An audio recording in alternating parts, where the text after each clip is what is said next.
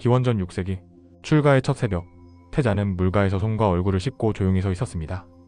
마음은 단단했지만 몸은 새로운 길의 낯섦을 기억하고 있었습니다. 왕궁의 편안함과 풍족함은 사라졌고 발밑의 흙과 바람, 새들의 울음이 오히려 더 또렷했습니다. 그는 스스로에게 말했습니다. 오늘부터는 내가 나의 스승이다. 내가 나를 속이지 않겠다. 그 다짐을 품고 첫 발을 내디뎠습니다. 먼저 그는 스승을 찾아 나섰습니다. 이미 깊은 선정과 사유를 닦았다는 이들이 있다는 소문을 들었기 때문입니다. 태자는 알라라 깔라마를 찾아갔습니다. 알라라는 고요한 마음을 닦는 법, 미세한 의식의 층위를 관찰하는 법을 가르쳤습니다. 태자는 빠르게 익혔고 스승은 놀랐습니다. 그대는 머무름이 가볍고 집중이 깊다. 태자는 예를 표하며 말했습니다. 저는 더 깊은 곳의 괴로움까지 멈추는 길을 찾고 있습니다. 알라라의 가르침은 높고 섬세했습니다. 마음이 점점 고요해지고 번뇌가 잦아드는 순간이 많아졌습니다. 그러나 태자는 조용히 물었습니다. 이 고요함이 끝나면 번뇌는 다시 일어나는가? 스승은 잠시 침묵했습니다. 그럴 수도 있다. 태자는 스스로 판단했습니다. 이 길은 소중하지만 괴로움의 뿌리를 완전히 뽑는 데에는 아직 이르다. 그는 감사의 절을 올리고 다시 길을 떠났습니다. 다음으로 태자는 우드가 라마푸타를 찾아갔습니다. 더 미세한 의식의 경계를 탐구하는 수행이 이어졌습니다. 의식은 드러나지 않는 깊이로 가라앉았고 생각은 거의 흔적을 남기지 않았습니다. 스승은 말했습니다. 그대는 나와 같은 경지에 이르렀다. 여기에 머물러도 좋다. 태자는 마음 깊이 존중을 표했습니다. 그러나 그는 다시 물었습니다. 이 경지가 무상하다면 여기에 머문들 괴로움의 근원은 사라지지 않습니다. 저는 끝을 확인하고자 합니다. 두 스승에게서 배운 것들은 그의 정신을 날카롭게 했고 마음을 맑게 했습니다. 그러나 그는 안일하게 만족하지 않았습니다. 의식이 고요해도 늙음과 병듦과 죽음의 사실은 그대로다. 완전히 자유로운 길이 있다면 그 길은 번뇌가 다시 일어나도 흔들리지 않는 바탕이어야 한다. 그는 숲으로 더 깊이 들어갔습니다. 스스로를 시험하기 위해 고행을 선택한 것이었습니다. 태자는 하루에 한 끼 혹은 그보다 덜 먹었습니다. 몸은 마르고 힘이 빠졌습니다. 숨이 얕아지고 맥이 약해지는 날이 이어졌습니다. 그는 욕망을 끊으려면 몸을 낮춰야 한다는 생각으로 자신을 몰아붙였습니다. 그러나 어느 날 물가에서 비틀거리다 넘어질 뻔한 순간 그는 분명히 보았습니다. 몸이 꺼져가면 마음도 함께 꺼져간다. 꺼져가는 등불로 어떻게 어둠을 비출 것인가? 그는 태도를 바꾸었습니다. 몸은 도구다. 도구가 부서지면 길은 이어지지 않는다. 그는 적당히 먹고 적당히 쉬며 호흡을 관찰했습니다. 들어오는 숨과 나가는 숨, 그 사이의 고요함을 지켜보았습니다. 마음은 서서히 균형을 되찾았습니다. 그때 그는 길가에서 우연히 수자타와 마주쳤습니다. 수자타는 정성스레 끓인 우유죽을 건넸습니다. 태자는 감사히 받았습니다. 이 음식은 탐욕이 아니다. 길을 위한 연료다. 먹은 뒤 몸에 힘이 돌아오자 관찰은 더 선명해졌습니다. 고통과 쾌락이 번갈아 오는 흐름, 그 흐름을 붙잡으려는 마음의 습관이 뚜렷이 보였습니다. 쾌락에 기댈 때 마음은 흐트러지고 고통을 피하려 할 때 마음은 도망친다. 쾌락과 고통을 넘어서는 길은 균형에 있다. 그는 중도의 실마리를 붙들었습니다. 지나치게 조이지도 지나치게 풀리도 말라. 그 무렵 그는 오랜 습관을 정리했습니다. 말은 더 간결해졌고 행동은 더 단순해졌습니다. 마음이 흔들릴 때면 즉시 알아차리고 숨을 길게 고르며 생각의 뜨거움을 낮췄습니다. 그는 자신에게 세 가지를 반복했습니다. 지금 일어나는 것을 있는 그대로 보자. 일어난 것을 밀어내지 말자. 선한 것은 키우고 악한 것은 놓아주자.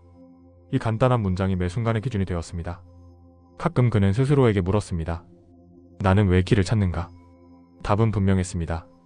나 하나를 살리려는 것이 아니라 모두의 괴로움이 가벼워지는 길을 확인하려는 것이다. 그 마음이 무너지려 할 때면 야소다라의 눈빛과 아직 어린 아이의 얼굴이 떠올랐습니다. 돌아가게 된다면 빈손으로 돌아가지 않겠다. 다짐은 곧 서원이 되었고 서원은 그의 등을 떠밀었습니다. 밤하늘 아래에서 좌선을 하면 소리가 줄고 호흡이 길어졌습니다. 그는 마음이 과거로 달려가면 지나갔다라고, 미래로 달려가면 아직 오지 않았다라고 말하며 현재로 돌아왔습니다. 현재에서도 생각이 꼬리를 물면 단지 알아차리고 놓아두었습니다.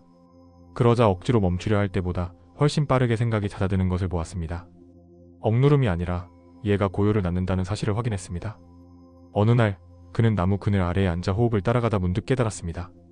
괴로움은 원인에서 일어나고 원인이 사라지면 괴로움도 사라진다. 원인을 놓치면 결과를 붙잡아도 풀리지 않는다.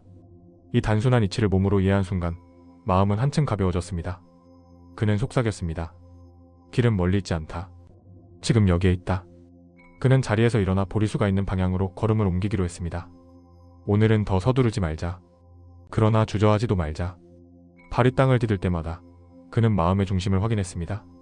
지도 없고 동행도 많지 않지만 등불은 이미 마음에 켜졌다.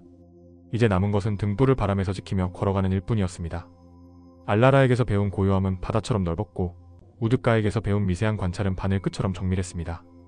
두 가르침을 합치면 거의 모든 번뇌가 멎는 듯 보였습니다. 그러나 아주 미세한 흔들림이 남았습니다. 조건이 달라지면 이 평온도 달라질 것이다. 태자는 그 미세한 흔들림을 놓치지 않았습니다. 작은 균열을 본 사람은 그 균열이 훗날 큰 틈이 될 수 있음을 압니다. 고행의 시절 그는 몸을 갈아 넣으면 마음이 정화될 거라고 믿었습니다. 며칠씩 제대로 먹지 않았고 숨을 억지로 붙잡는 실험도 했습니다. 의식이 흐려질 때면 그는 착각을 보았습니다. 그 착각이 풀릴 때마다 그는 기록했습니다. 괴로움은 억누름이 아니라 집착에서 자란다. 집착은 무지와 가래에서 일어난다. 기록은 수행의 지도가 되었고 지도는 그를 중도로 이끌었습니다. 수자타의 공양을 받은 날 밤 그는 잠시 하늘을 보며 스스로에게 말했습니다. 먹는 것이 죄가 아니라 먹음을 탐하는 마음이 괴로움을 낳는다. 쉬는 것이 나태가 아니라 쉬지 않음으로 스스로를 해치는 마음이 무지다. 그는 다음 날부터 규칙을 세웠습니다. 배고픔을 알아차릴 것, 배부름을 알아차릴 것, 욕망의 일어남과 사라짐을 알아차릴 것. 알아차림이 생길 때마다 마음은 과장과 축소를 멈추었습니다. 그는 사람을 만날 때도 실험했습니다. 누군가 칭찬하면 그 즉시 마음의 들뜸을 보고 누군가 비난하면 그 즉시 마음의 수축을 살폈습니다. 칭찬과 비난도 기상처럼 지나간다. 이 깨달음은 그를 자유롭게 했습니다. 외부의 말 한마디가 그의 마음을 흔드는 시간이 짧아졌습니다. 그는 조용히 웃었습니다. 마음의 날씨를 탓하지 말고 마음의 우산을 챙기자. 이러한 나날 속에서 그는 중도라는 단어를 마음 깊이 새겼습니다.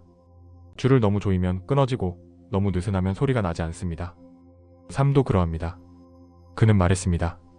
쾌락과 고행 두 끝을 모두 보았다. 길은 가운데에 있다. 그러나 가운데는 타협이 아니다. 가장 척박한 자리, 정확히 필요한 만큼의 힘과 이완. 이해는 그를 보리수 아래로 이끌 준비가 되겠습니다. 그는 마지막으로 두 스승에게서 배운 것에 대한 감사의 마음을 다시 떠올렸습니다. 그들이 아니었다면 나는 이곳에 오지 못했을 것이다. 배움은 언제나 다음 걸음을 낳습니다. 그는 마음속으로 예를 올리고 자신에게도 예를 올렸습니다. 나는 오늘도 배운다. 배운 것을 지키되 배운 것에 묶이지 않는다. 이 문장은 곧 보리수 아래에서 펼쳐질 밤을 맞이하는 그의 자세가 되었습니다. 그날 이후 그의 걸음은 한결 가벼워졌습니다. 어제의 고집과 과장이 벗겨지자 오늘의 몸과 마음이 또렷이 보였습니다.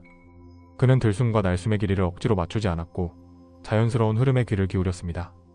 들숨은 마음을 밝히고 날숨은 마음을 비우는 듯 했습니다. 그는 중얼거렸습니다. 밝히되 달아오르지 말고 비우되 가라앉지 말자. 균형은 지침이 아니라 몸의 감각으로 배워졌습니다.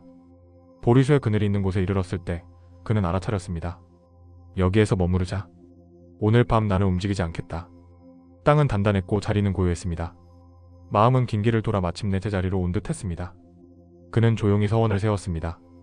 진실을 확인하기 전에는 이 자리에서 일어나지 않겠다. 서원은 무모함이 아니라 명확함이었습니다. 이제 남은 것은 지켜보는 일, 알아차리는 일, 그리고 놓아주는 일이었습니다. 멀리서 바람이 나뭇잎을 흔들었습니다. 괴로움의 원인과 멈춤, 그 길의 가능성이 눈앞에 있는 듯 했습니다. 그는 눈을 감고 호흡을 따라갔습니다. 생각이 일어나면 알았고 사라지면 알았습니다. 알면서 붙잡지 않고 보면서 밀어내지 않았습니다. 마음은 한층 맑아졌고 밤은 조용히 깊어갔습니다. 곧 새로운 새벽이 올 것입니다. 그는 마지막으로 스스로에게 물었습니다. 나는 무엇을 내려놓았고 무엇을 지켰는가? 내려놓은 것은 이름과 지위, 과장된 기대와 두려움, 몸을 다그치던 집착이었습니다. 지킨 것은 정직한 관찰, 남을 해치지 않으려는 마음, 그리고 중도의 등불이었습니다. 그는 마음속에서 조용히 답을 들었습니다. 이제 준비되었다. 별은 여전히 머물렀고 숨은 여전히 오갔습니다. 길은 눈앞에 있었고 그는 그 길 위에 앉아 있었습니다. 이 밤이 지나면 그는 더 이상 찾는 사람이 아니라 확인하는 사람이 될 것입니다. 길은 어쩌면 아주 단순할지 모릅니다. 보이는 것을 있는 그대로 보고 일어나는 것을 있는 그대로 알아차리는 일. 그는 그 단순함을 끝까지 밀고 가기로 마음먹었습니다. 그 결심이 있었기에 다음 장의 새벽이 찾아올 수 있었습니다. 보리수 아래 그는 마침내 마음의 가장 깊은 곳을 마주하게 될 것입니다.